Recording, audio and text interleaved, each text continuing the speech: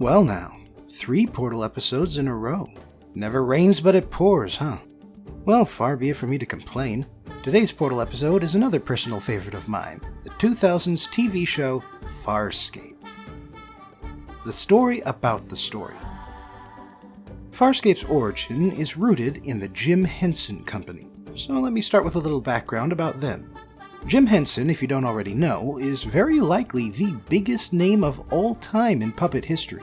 His career in puppetry and special effects began in the 1950s, soon after college, and the company he named after himself is almost as old, being founded in 1958. His breakout success came in 1969, the year he started designing puppets for the children's show Sesame Street, and he made an even bigger name for himself by producing The Muppet Show in 1976. Jim Henson always had his eye on making the next thing bigger and better, and so in 1979 he produced The Muppet Movie. It was a massive success, and the Henson Company would go on to make more movies throughout the 80s. They weren't really as successful as The Muppet Movie, but there are still plenty of people who fondly remember Labyrinth and The Dark Crystal. Sadly, Jim Henson died unexpectedly in 1990 of a viral infection, and while his company has carried on, it never quite reached the heights it did while Jim was alive. But then that kind of sounds like I'm putting down Farscape before I've even gotten to it. The Jim Henson Company is currently run by his family, in particular his son Brian and daughter Lisa. Brian Henson would be the lead producer of Farscape, but the creative lead was a man named Rockne S. O'Bannon. O'Bannon was an experienced screenwriter by the late 1990s. His first big hit was the movie and subsequent TV show Alien Nation, which was essentially a story about immigrants in America, where the immigrants in question were from outer space. O'Bannon also created the show SeaQuest in 1993. While he was involved in SeaQuest, O'Bannon and Brian Henson developed the idea that would become Farscape. However, they knew that the show would be much more expensive than normal, so their original idea was to sell it to multiple channels in different countries. Channel 9 in Australia, YTV in Canada, the Sci-Fi Network in America, and BBC Two in Great Britain. However, the Sci-Fi Network surprised them by offering to pay for the whole thing. Farscape would still be broadcast internationally, however. Farscape was planned to run for 5 seasons, but Sci-Fi cancelled them after 4. The stated reason was declining ratings, but there were a few different factors involved.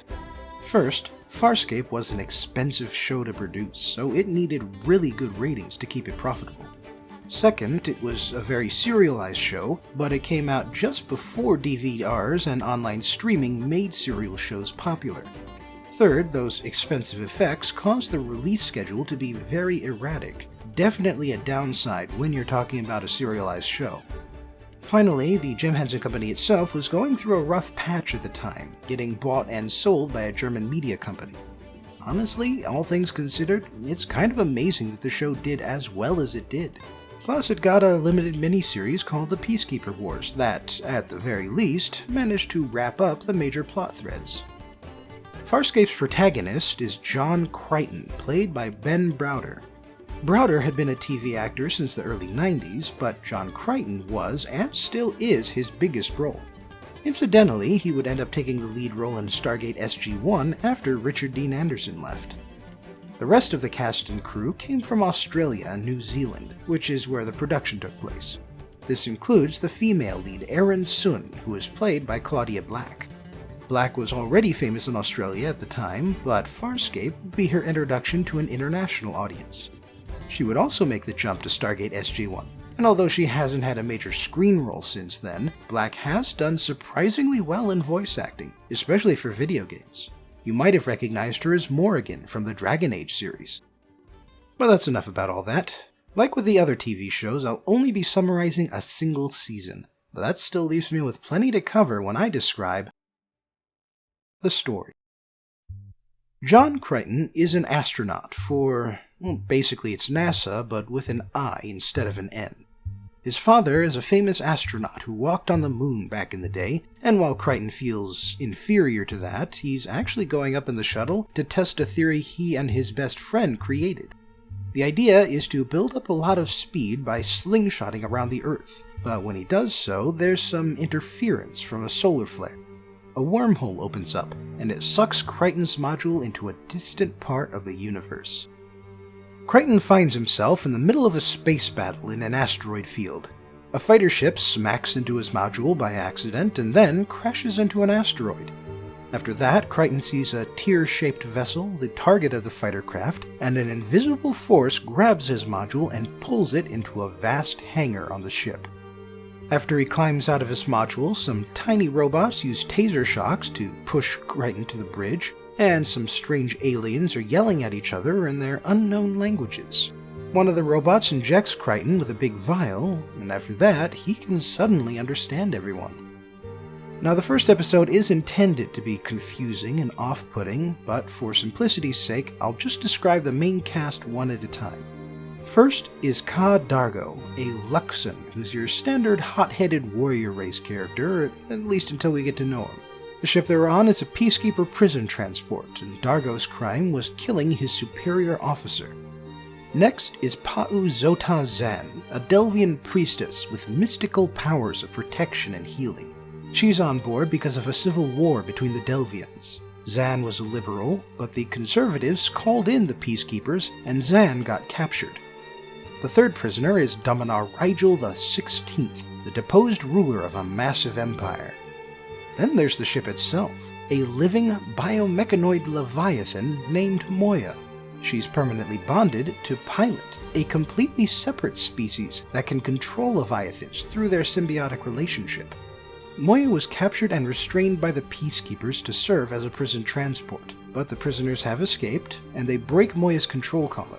This lets her starburst, a faster-than-light jump that's better than what a normal ship can do, but less impressive than a wormhole. When Moya starbursts, she drags along a peacekeeper fighter ship that refused to break off. Moya pulls the fighter aboard, and the prisoners capture the pilot, a peacekeeper who calls herself Aaron Sun. And by some galactic coincidence, or possibly not a coincidence, peacekeepers, whose species name is Sebacean, look identical to humans and carry very similar genetics.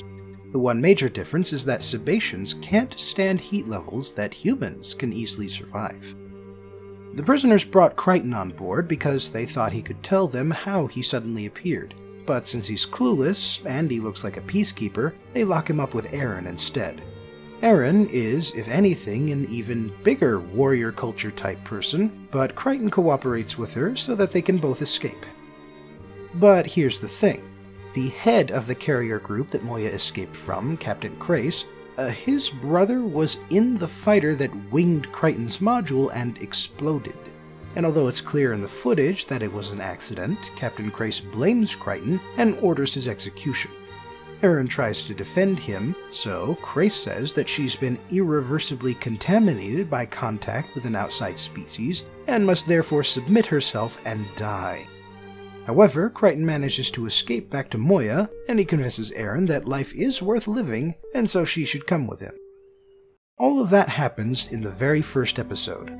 The next few are about the new crew of the Moya starting to accept each other and learn each other's backstories. For instance, the actual reason Ka Dargo was in prison is because he married a peacekeeper, had a son with her, and then her enraged brother killed her and framed Dargo for the murder.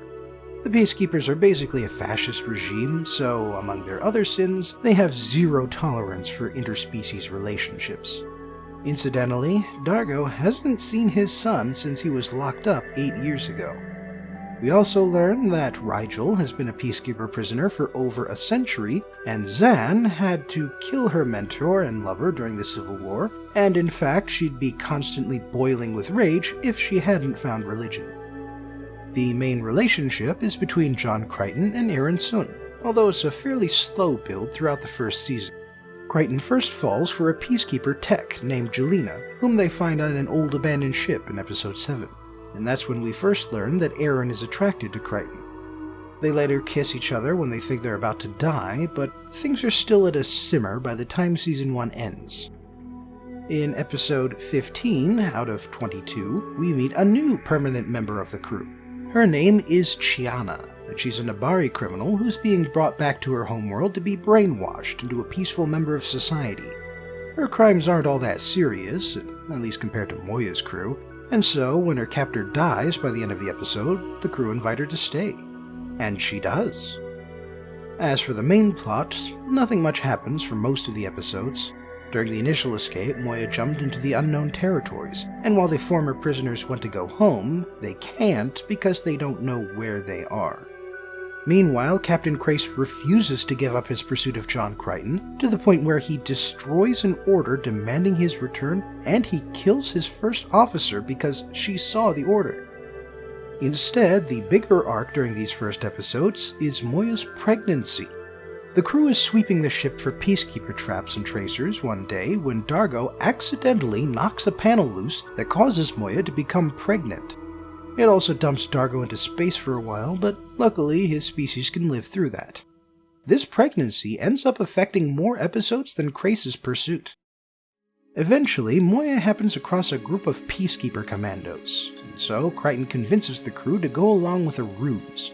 He and Aaron pose as peacekeepers, while the former prisoners pretend to be recaptured. Things happen, but in the end, the commando team is neutralized, Aaron gets stabbed, and Moya gets the coordinates to a secret peacekeeper base in the unknown territories.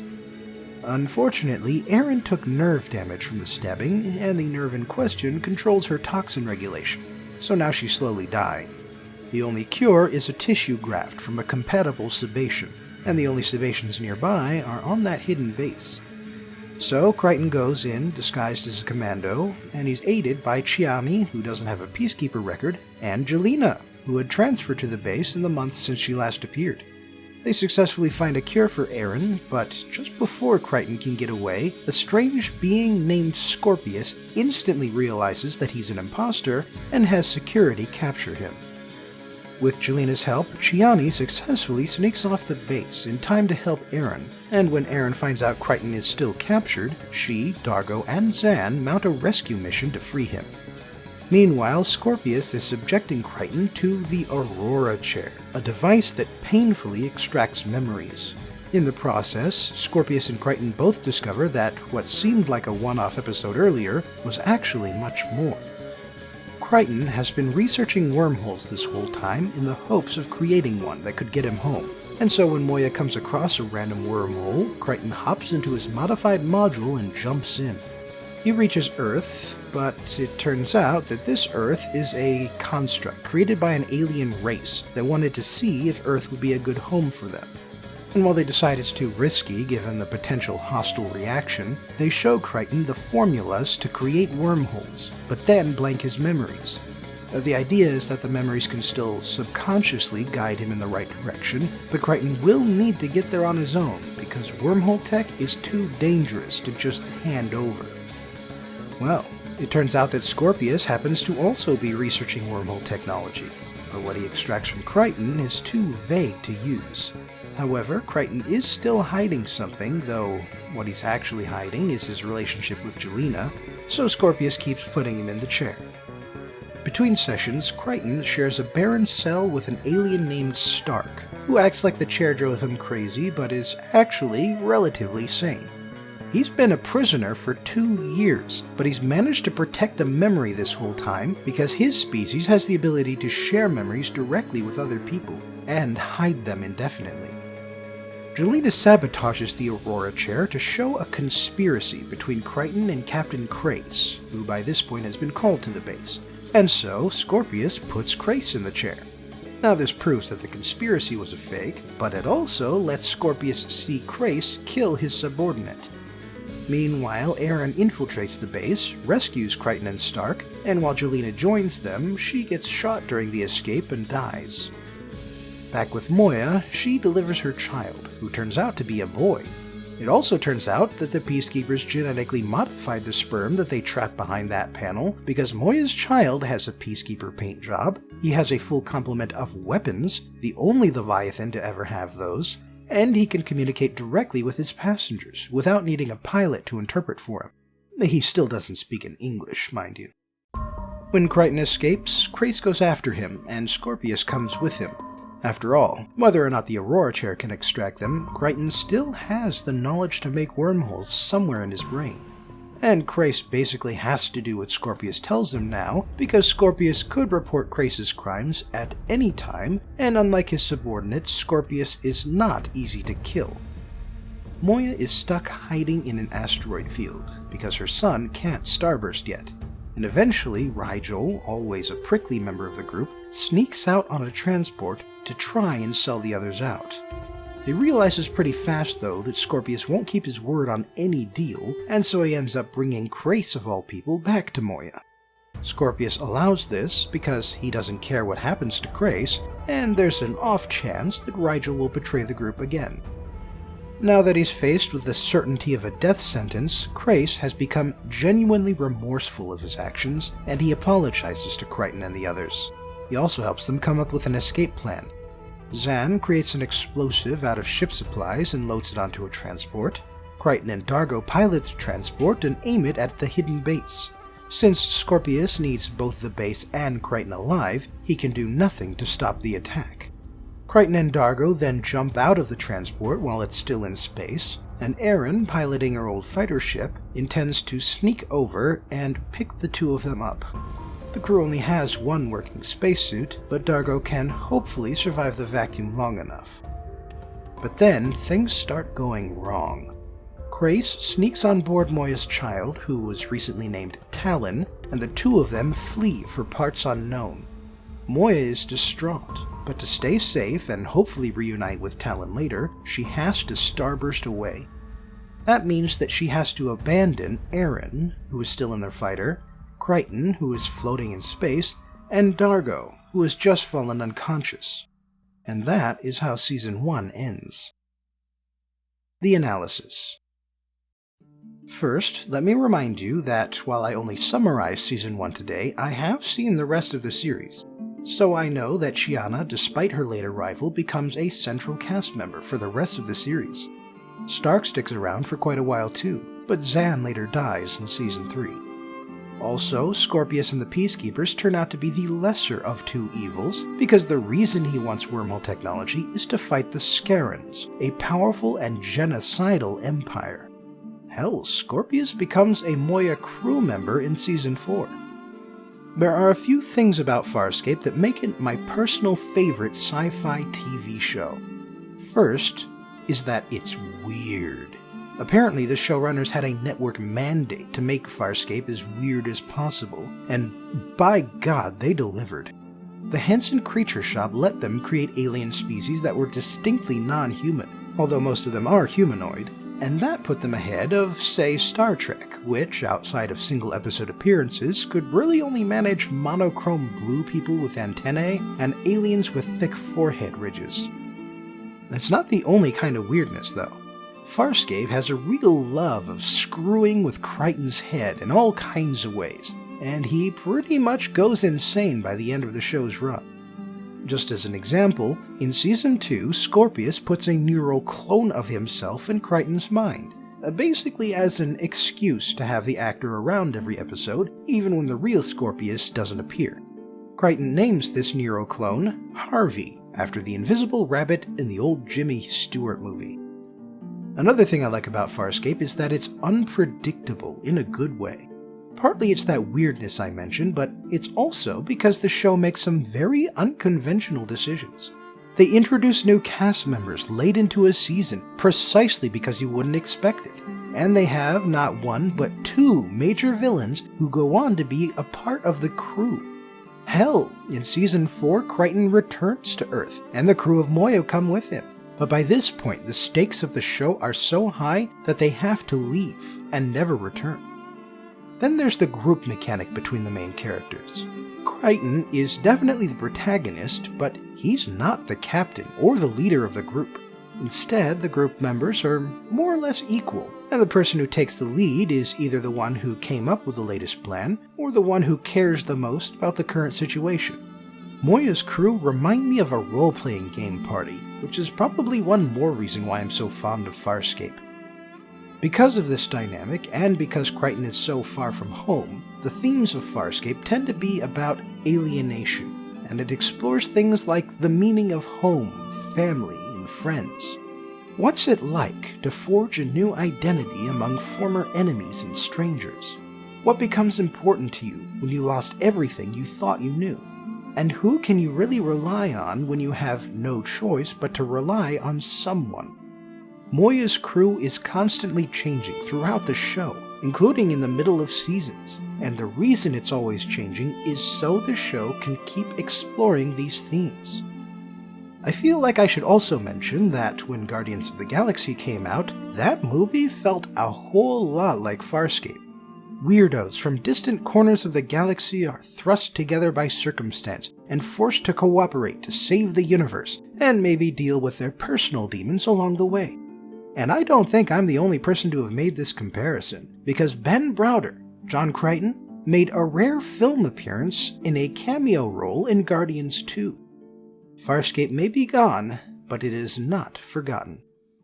Thanks for joining me again for today's show review, and I hope I'll see you next time for a novel about a bear, a scientist, and a magical compass.